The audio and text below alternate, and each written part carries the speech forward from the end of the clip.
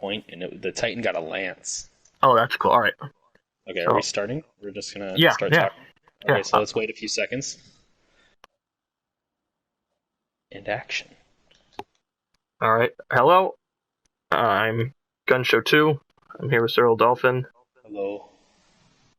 We are doing a trial pilot episode of talking about things that we want to happen in upcoming Destiny expansions and things that we hope are changed.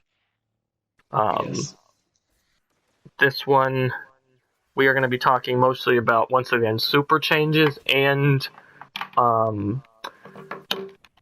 the darkness The addition of new subclasses. Yeah, the addition of new subclasses, particularly the darkness subclasses that the community has wanted for a while, and very recently a known Destiny 2 leaker, I forget his name, but it's something silly. Most people, I think, know it.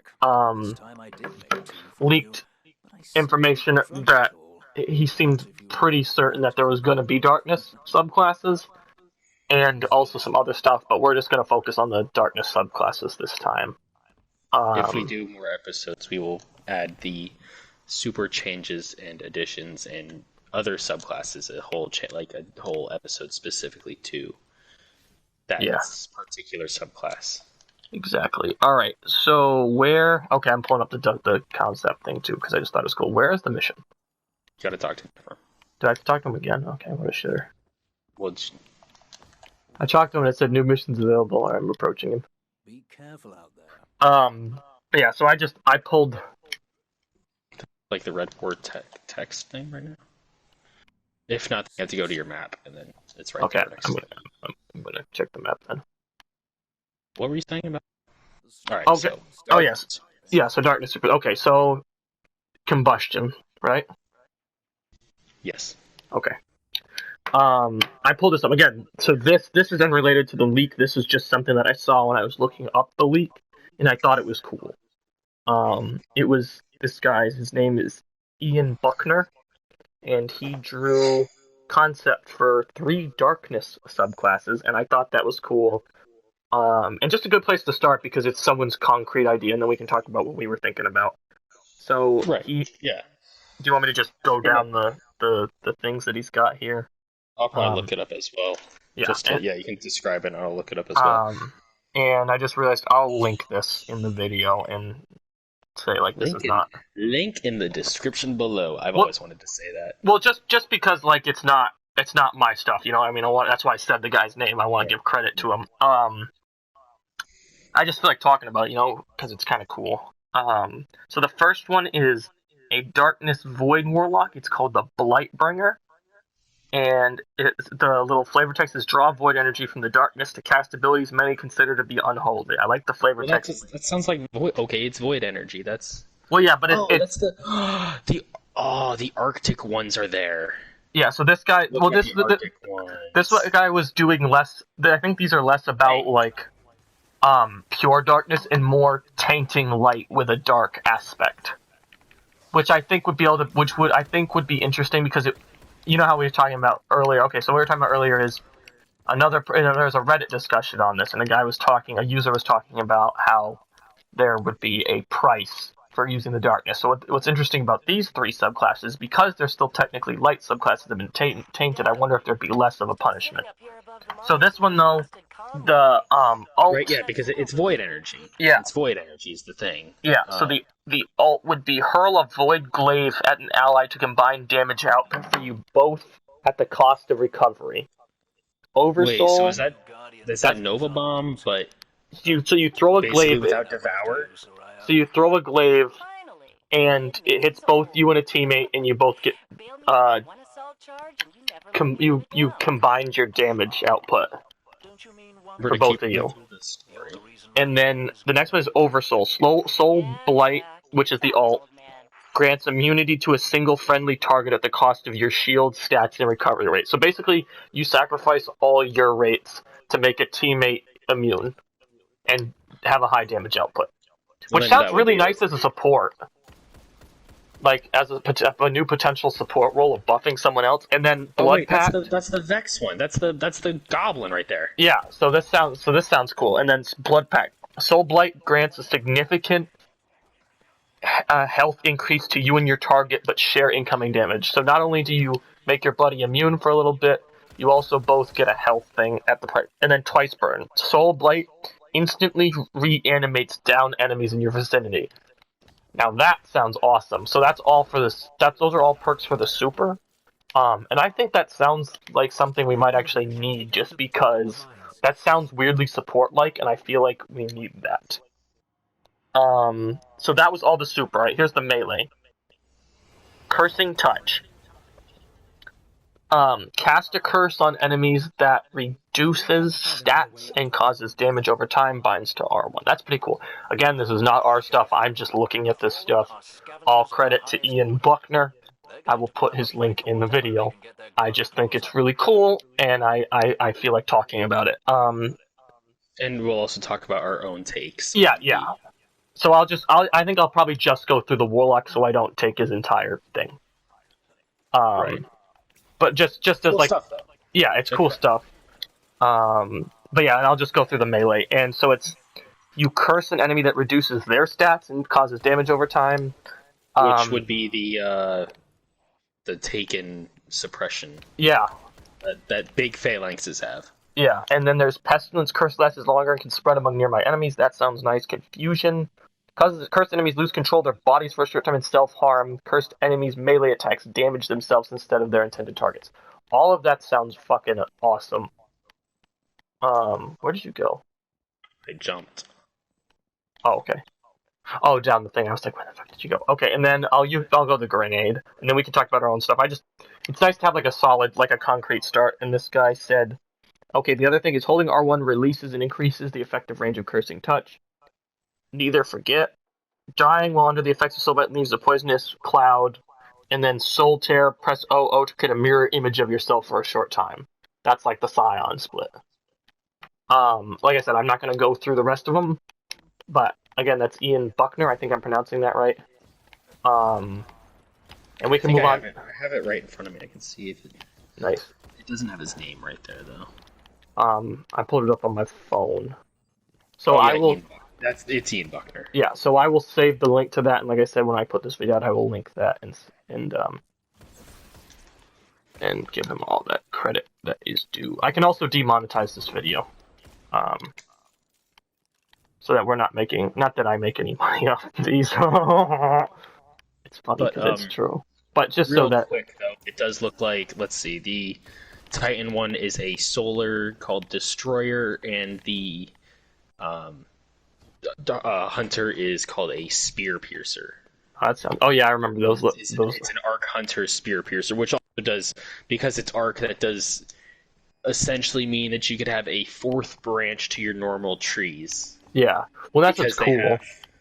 So then you could add a Void Titan or a Striker, like an Arc Titan, and it'll be darkness versions of the current supers. Well, what's nice about that is, remember, like I was saying, like Blade Limits is, if you keep most of the same animations and tweak them a little bit, with other animations from Taken enemies now, then they probably won't lose as much, because it'll just be reskinning and reusing, which is not the same as making the same thing. But yeah, and that's kind of what we were talking about with characters, is like, we're talking about for Titan, his new barricade, perhaps with a Taken super or subclass would be the Vandal Bubble. Yeah, the Vandal Bubble. Yeah, it's an indestructible, equal to a barricade. It's an indestructible bubble for like 3 to 5 seconds or so. Yeah, it isn't that long. And then it disappears. Yeah. And it's a very, very small bubble. Like, you would use it and then run away, because you knew that if you were using it, then there's something there that's going to kick your ass if it cuts out. Yeah. Exactly. And we were talking about you were talking about the stacking for Warlock. If it stacks up to 3 times, then you can use the Taken Hobgoblin. Like the Hobgoblin Axion Bolt. Is that the one? The Axion Bolt, the Captain one. Are you talking about the one where if you hit one of the taken hobgoblins, it fires all those darts at you. Right, like if you kill it and it has all 3 of its darts, then Yeah. they disband and then hunt you down. So that's what a warlock would have as its melee, instead of, like, similar to Celestial Fire, except instead of a shotgun, it's a very precise. Yeah. Very potentially even precise tracking. Yeah. Also, Yeah. we're at the end of end already. That's all right. We can walk up. We can stall a little bit.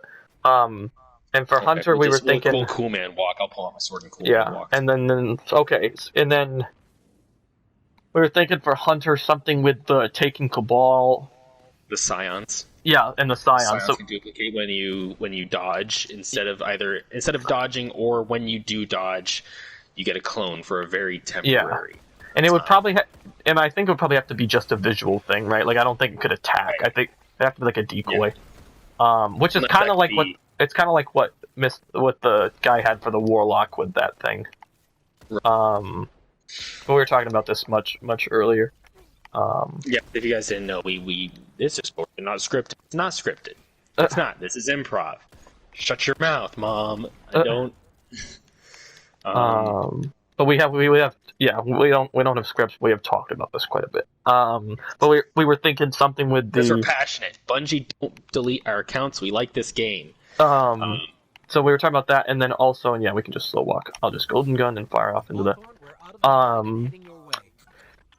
Where it had to be something like that, and then didn't we want to work in the Phalanx shield boop?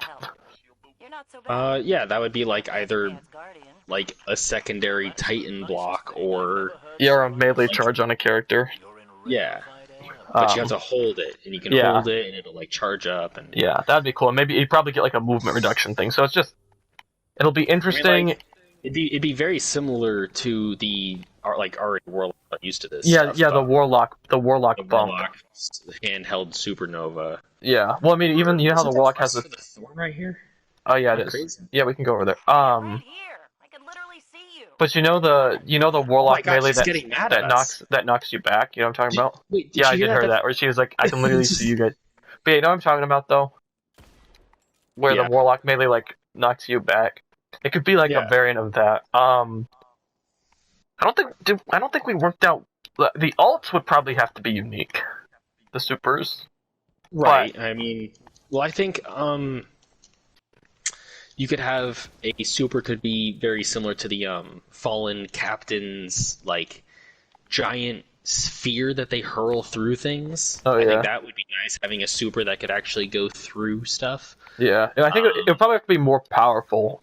But yeah, that'd be a good use of a visual effect and an ability. Just because, like, you know how it like blinds you, but it doesn't do a lot of damage. I feel like it's like right. It'd have to be damaging.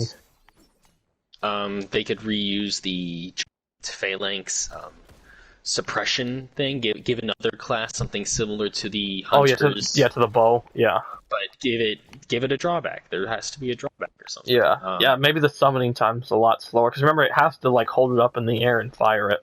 Right, or just make it unique enough that it isn't just the Warlock or Hunter bow. Yeah. Be unique enough that another class gets to use something like that. Yeah. Well, that's the big thing is we're hoping.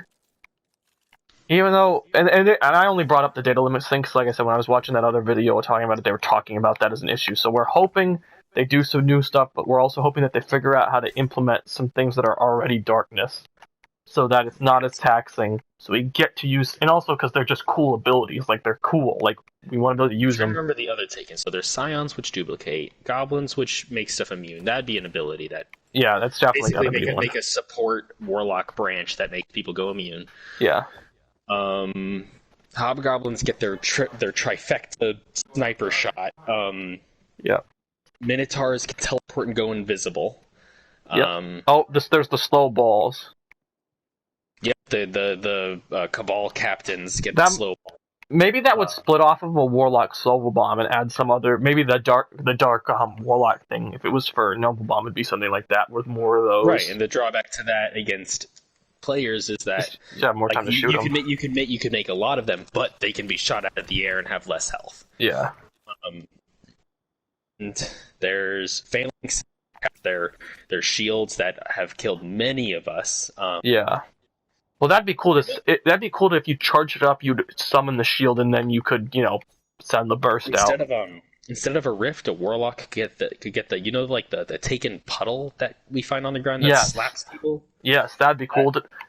Or have that as like a support thing, so we can actually jump somewhere with a controlled make a jump pad.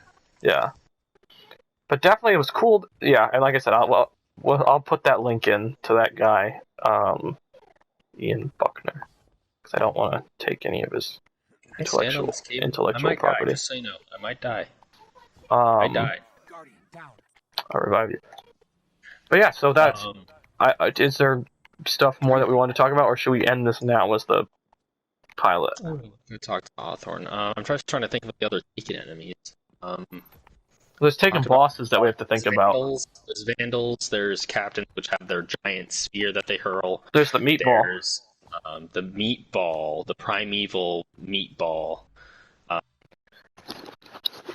Maybe one of the... You know how, like, Dawncaller flies, kind of, if you do it right? Right. Maybe there would be I know Chaos Reach is kind of this, but maybe there'd be a dedicated flying supers, because I feel like so many supers feel so easy to shoot out of the air. Maybe there'd be one that was devastating in the air. That's a whole different episode. That's our episode for kinetic supers, okay? Yeah. That's yeah. Well, I can get them excited for next. I mean, like, there has to be something that's not a sitting duck in the air. Okay, so things that we were planning on talking about for the future, if we plan on doing more of these, would be kinetic supers, Sub-Zero supers, what else? Super changes and alterations to help people out. Yep. Exotic weapons affecting supers. And new exotics that impact supers. Right, or changing exotics that currently exist that no one's using. Yeah. To make current supers better. Yeah, exactly. Yeah, so we're really interested in Destiny super changes. Right, because we have a hunter here that claims that Ward of Dawn is garbage right now. Correct? Yes, well, I was gonna say that you made it sound like I'm making a claim that people don't agree with when you said it like that. I was like, yes, it is shitty, but that's because it is not like a. Right? Yeah, no, it's not like we're just saying that for no, we actually believe that it's not good right now. Yeah, it really isn't. The fact that if I am going against it and I'm going, this is questionable, it is not good. Yeah. Hello, everyone.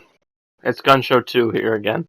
This is the end of the video. Thank you for watching, and once again, I'll be sure to put in the link to Ian Buckner's page on those D1 Darkness subclass concepts, because, that's his stuff.